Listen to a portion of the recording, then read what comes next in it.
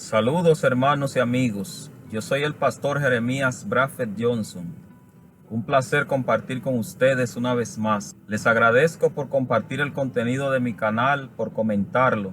Si usted no se ha suscrito, le invito a que se suscriba y a que también comparta el contenido, a que comente. Siempre sus comentarios constituyen un estímulo para yo seguir produciendo el contenido. Así que les invito a que usted comparta este contenido, haga sus sugerencias. Sus comentarios, sus reacciones son valiosas para mí. En el día de hoy vamos a compartir acerca de un tema muy importante para nuestras vidas. El Dios que acepta nuestra invitación. Y vamos a usar como base el Evangelio de San Juan en su capítulo 2, los versos 1 al 2. Primero vamos a ir delante de la presencia del Señor en oración. Muchas gracias te damos, Señor, por este tiempo. Gracias por la oportunidad que nos das de estar en tu presencia. Te suplicamos que nos ayudes, que nos fortalezcas, que nos inspires y que permitas que al hablar tu palabra podamos decir lo que tú sabes que tu pueblo necesita. Muchas gracias en el nombre de Jesús. Amén. Les pedimos tener sus Biblias en sus manos porque a medida que hagamos referencia a algunos versos vamos a necesitar leerlo. Así que vamos a comenzar diciendo que el Evangelio de Juan, que es donde hemos extraído la conversación que vamos a tener en el día de hoy, es un evangelio no sinóptico. Mientras Mateo, Marcos y Lucas son evangelios sinópticos porque sus historias pueden ser fácilmente comparadas y pueden ser encontradas coincidencias, similitudes inmediatamente en ellas. En el Evangelio de Juan no sucede así. Además, el Evangelio de Juan tiene un propósito distinto, porque el Evangelio de Juan lo que quiere demostrar es que Jesús es el Hijo de Dios. El Evangelio de Juan también tiene una estructura distinta, tiene historias distintas, y además de eso, el Evangelio de Juan tiene un nivel de la lengua o un estilo de la lengua bastante distinto a los demás. Una de las características del estilo de la lengua que emplea Juan es la simbología. En el Evangelio de Juan, por ejemplo, se ve la simbología del agua, se ve también la simbología del desierto, la simbología del pan, y en el caso que nos ocupa en el día de hoy, la simbología que está presente allí es una boda, que es una celebración que significa una alianza, que implica una alianza. Y como el Evangelio de Juan quiere demostrar que Jesús es el Hijo de Dios, entonces al mostrar a Jesús haciendo su primer milagro en una boda, en una celebración que implica una alianza, Juan con ello está tal vez tratando de decir que Dios a través de Cristo ha vuelto a tener o a hacer esa especie de alianza con la humanidad. Y lo hace apareciendo allí, así como apareció el buen vino al final, como va a indicar el maestresala al final casi del texto.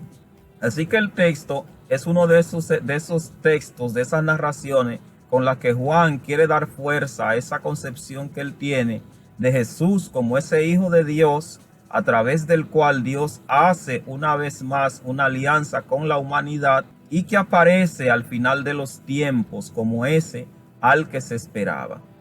Pero en el día de hoy nos vamos a concentrar más bien en lo que ya hemos dicho, en esa idea del Jesús que acepta nuestra invitación, ese Dios que a través de Cristo acepta esa invitación de habitar entre nosotros. En primer lugar, vamos a recordar el contexto de una boda en la cultura en la que se narra el texto al que prestamos atención. Era una celebración que duraba entre 5 y 7 días, no como la que estamos acostumbrados a ver en nuestra cultura dominicana, que no dura nunca más de 2 o 3 horas. Aquella celebración tenía momentos, situaciones y una durabilidad distinta a las que tenemos en el día de hoy. Como ya dijimos, entre 5 y 7 días duraba la celebración. Por tanto, se necesitaba mucho vino y mucha comida. Además, era una celebración que se daba después que había sucedido, por ejemplo, el pago de lo que se llamaba la dote, que era lo que el novio tenía que pagar para casarse con la mujer. Además de que ya se había hecho toda una conversación y todos unos acuerdos entre la familia del novio y la familia de la novia. El texto que vamos a ver en su primera parte lo que nos muestra es eso, cómo Dios a través de Cristo acepta esa invitación de habitar entre nosotros. Fíjese que el texto comienza diciendo en los versos 1 y 2 que al tercer día hicieron una boda o unas bodas en Caná de Galilea y estaba allí la madre de Jesús. Y fueron también invitados a las bodas Jesús y sus discípulos. Fíjese en la distinción que hace el que narra la historia. Ya ha dicho que la madre y los hermanos de Jesús estaban en la boda. Ellos también no fueron invitados. ¿Por qué él no hace el énfasis en que ellos también fueron invitados? ¿Jesús no estaba también allí? ¿Por qué tomar una parte para decir que él y sus discípulos fueron invitados? Bueno, sencillamente por lo que indicamos. Quien narra la historia, Juan, está bastante interesado en mostrar en esta parte del texto ese carácter especial que tiene Jesús como Hijo de Dios, que si bien no se separa de su familia, incluso entre él y su propia familia había una marcada diferencia, porque él, si bien había nacido de mujer y si bien había venido de entre los seres humanos, había venido como Hijo de Dios y como alguien especial para la gente. Y por eso ese énfasis especial en que su madre y sus hermanos estaban allí, pero Jesús al parecer había sido invitado. Claro, Jesús en términos concretos no había sido invitado de modo distinto a los demás. Todos los que estaban allí habían sido invitados. Pero para el evangelista, para Juan, la invitación que se le hizo a Jesús constituye una invitación especial y por eso la resalta. Además, en el Antiguo Testamento son muchas las ocasiones en las que se ve esa intención de que Dios venga a habitar en el pueblo, pero que se le haga una invitación.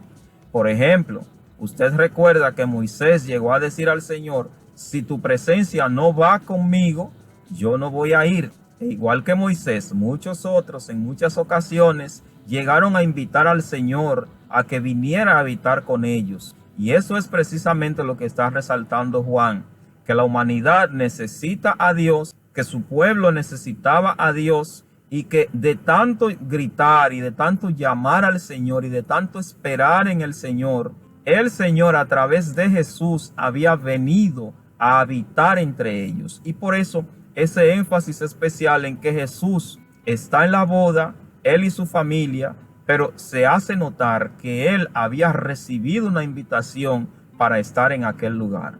En segundo lugar, se enfatiza que a consecuencia de haber invitado a Jesús, Jesús se queda en el lugar y a través de él, Dios es quien se queda con la humanidad.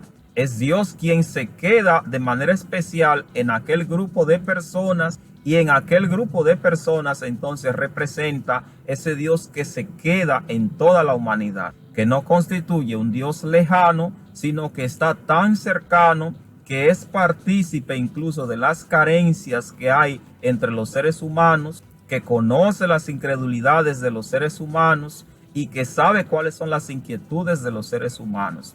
Los versos del 3 y 4 muestran una situación muy humana de la que probablemente se podría pensar que la deidad no tiene ningún interés, pero se muestra todo lo contrario, que Dios en Cristo, en Jesús, en ese momento, sí ha venido para quedarse entre nosotros y que está interesado en lo que ocurre entre nosotros. Fíjese los versos 3 al 4 que dice: y faltando el vino, la madre de Jesús le dijo: no tienen vino. Jesús le dijo: ¿qué tienes conmigo, mujer? Aún no ha venido mi hora. Él ha disfrutado con ellos la alegría de la celebración hasta ese momento. Él ha sido partícipe de lo que allí ha sucedido. Ha disfrutado el buen vino con ellos. Ha disfrutado todo lo que ocurría en una celebración como esa. El texto no nos dice a qué altura de la celebración terminó el vino, pero es fácil imaginar que ya estaba bastante avanzada, porque para el vino terminarse en una celebración en la que debía suponerse que se necesitaba mucho vino, entonces significa que la celebración ya iba bastante avanzada. Sin embargo, Jesús se había quedado allí disfrutando con ellos, pero al llegar el momento de la desgracia, de la escasez, Jesús tampoco se ha ido del lugar y tampoco tiene pretensiones de marcharse de allí. Lo que significa entonces que a través de Jesús, a través de Cristo, Dios no ha tenido intención nunca de irse de nosotros, muy a pesar de la situación en la que está el mundo, a pesar de que mucha gente le ha despreciado, de que le ha rechazado, y a pesar de que muchas de nuestras desgracias han venido como consecuencia del pecado, Dios ha querido seguir habitando entre nosotros. Fíjese que se acaba el vino y Jesús todavía está allí. La madre se acerca a él y entonces él le da una respuesta. La madre se acerca a él y le comenta algo que siempre la gente lo ve a simple vista. Fíjese que la madre no dice no hay vino. Ella dice no tienen vino. Seguramente decir no hay vino es decir que ya no hay nada para nadie más. Pero al decir no tienen vino, la madre se está refiriendo a que los que organizaron la celebración de modo particular están pasando por un momento difícil. Ellos no tienen en ese momento. Se le ha complicado la situación a ellos de manera particular. Ello implica vergüenza para el novio, implica tal vez detener la celebración e implica tal vez someterse al juicio de la gente. Por eso la madre dice, no tienen vino. Es como decir, ellos no tienen cómo continuar. Igual como mucha gente que de momento piensa que no tiene cómo continuar su vida, que no tiene cómo seguir, que no tiene sentido en su vida. Y se olvida de que a pesar de todo, Dios todavía ha querido quedarse entre nosotros. Que el mismo Dios que llega a nosotros a través de la alegría de la Navidad es el mismo Dios que continúa con nosotros muy a pesar de todo. La respuesta de Jesús también llama la atención, porque Jesús dice, ¿qué tienes conmigo, mujer? Mi hora no ha llegado. Entre las tantas interpretaciones que se da a esta respuesta de Jesús, tal vez una de las más interesantes es aquella en la que se alude que Jesús quiere decir más o menos, ¿por qué apresurarnos? Todavía no es tiempo de actuar.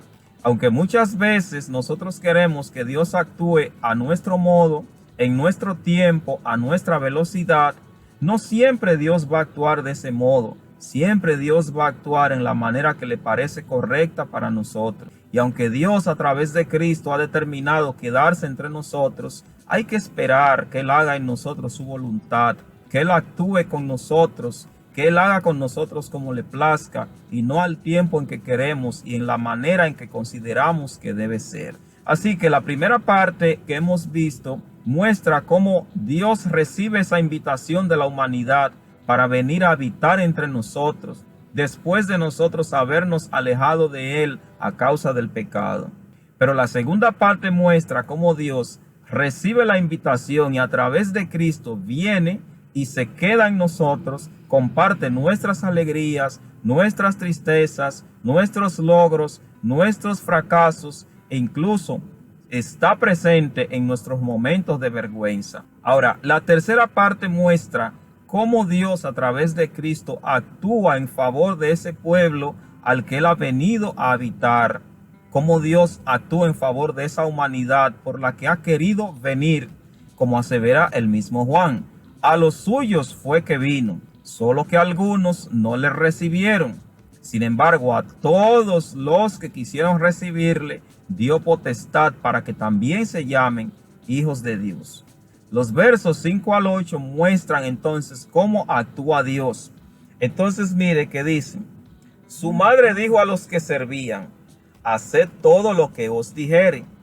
Y estaban allí 6 tinajas de piedra para agua, conforme al rito de la purificación de los judíos, en cada una de las cuales cabían 2 o 3 cántaros. Jesús les dijo, llenad estas tinajas de agua, y la llenaron hasta arriba. Entonces les dijo, sacad ahora y llevadlo al maestresala, y se lo llevaron. Primero, el consejo de María, sujétense a su voluntad, ya que Él recibió la invitación de estar entre nosotros, ya que Él se ha quedado con nosotros, vamos a someternos a su voluntad, vamos a hacer como Él ordena, no como nosotros queremos, no a la velocidad que queremos, no a la prisa que queremos que se haga. Esa diferencia que se marcó entre Jesús y sus hermanos y su madre, aquí entonces toma mayor relevancia, porque quiere decir que incluso su madre y sus hermanos conocían en Jesús a alguien especial. Por algo fueron donde él a decirle que no había vino. Y por algo su propia madre indica que como él diga, así se debe actuar. Pero además, esta parte del texto nos muestra cómo Jesús indica la manera en que él quiere revivir aquello que estaba sin uso. Porque el milagro que hace Jesús lo hace con el agua y con las tinajas que eran para el uso del rito de la purificación. Era común que estas tinajas estuviesen, porque ustedes conocen bastante bien el hecho de que los judíos vivían siempre en aquello de lavarse las manos y de purificar todo. Entonces, no se entiende por qué aquellas vasijas estaban vacías, pero Jesús le da importancia a aquello y hace ver que para él actuar con nosotros, incluso aquello que consideramos sin valor, sin utilidad, de eso puede sacar él algo valioso para nosotros. Por eso Jesús toma elementos tan ordinarios como el agua misma y toma elementos tan abandonados como aquellas vasijas vacías y entonces las llena como llena nuestras vidas con su presencia y entonces de aquello hace algo valioso. Muestra cómo recibir una invitación, él, venir a nosotros, quedarse con nosotros, actuar en nuestra vida, tiene sentido entonces, porque aquello que no servía, entonces él lo hace que sirva para algo valioso. Pero además Jesús hace que se confirme lo que él ha hecho, porque lo envía al maestresala, a la persona que era la encargada de probar los alimentos antes de entregarlo al señor de la casa, el esclavo de confianza, para que él determine lo que había sucedido. Y entonces la cuarta parte es donde se muestra cómo ese Dios que recibe la invitación, que viene a través de Cristo, que se queda en la humanidad, es el Dios que transforma el entorno, que transforma la humanidad misma. Y a través de la transformación del agua en vino se muestra tal cosa. En los versos del 9 al 12 dicen: cuando el maestresala probó el agua hecha vino, sin saber él de dónde era, aunque lo sabían los sirvientes que habían sacado el agua, llamó al esposo y le dijo: todo hombre sirve primero el buen vino, y cuando ya han bebido mucho, entonces el inferior, mas tú has reservado el buen vino hasta ahora. Este principio de señales hizo Jesús en Caná de Galilea y manifestó su gloria, y sus discípulos creyeron en él. Después de esto descendieron a Capernaum, él, su madre, sus hermanos y sus discípulos, y estuvieron allí no muchos días. Aquí 4 aspectos importantes. Primero, la reacción del maestresala, el que servía la mesa y probaba la comida. Él hace saber al señor de la casa que aquel vino era de calidad. Pero fíjese lo que él dice: el vino inferior debe servirse de último, pero se está sirviendo entonces de primero, y este que es de calidad se está sirviendo de último. ¿No querrá él decir que Jesús era realmente ese último vino que había llegado? Y que aunque los anteriores eran valiosos, Jesús era de mayor calidad. ¿No querrá Juan con ello enfocar la idea de que Jesús ha venido para transformar todo y hacerlo tan valioso como era él mismo? Pero por otro lado, el hecho de que en el texto se diga que creyeron en él muestra que Jesús no solamente transformó aquella agua en vino.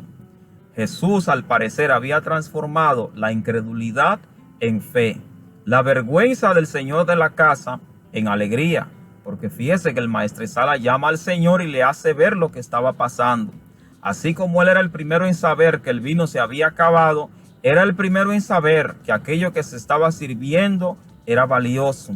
Así que con ello, Jesús no solo transforma agua en vino, transforma duda en fe, transforma vergüenza en alegría, transforma también todo lo que era esa dependencia propia del ser humano, lo transforma en esa dependencia plena del Señor. Finalmente, el texto entonces nos hace ver que es importantísimo que invitemos al Señor a que venga a habitar a nuestras familias, a nuestros hogares, a nuestras vidas, a nuestros proyectos, pero que además le abramos la puerta para que Él se quede con nosotros. Además de eso, es importante que una vez que Él esté con nosotros, le dejemos actuar para que de una vez lleguemos a abrir los ojos y veamos cómo Dios transforma nuestras vidas y de aquello que tiene aparentemente poco valor, Dios hace mucho en nuestras vidas. Me parece que cada uno de nosotros que hemos conocido al Señor somos la prueba viviente de que el Señor, de lo que no tiene valor, hace que sea sumamente valioso. Que el Señor les bendiga y quiera ciertamente venir a habitar a nuestras vidas, a transformarnos, para que así nuestras tristezas en Él se conviertan en gozo.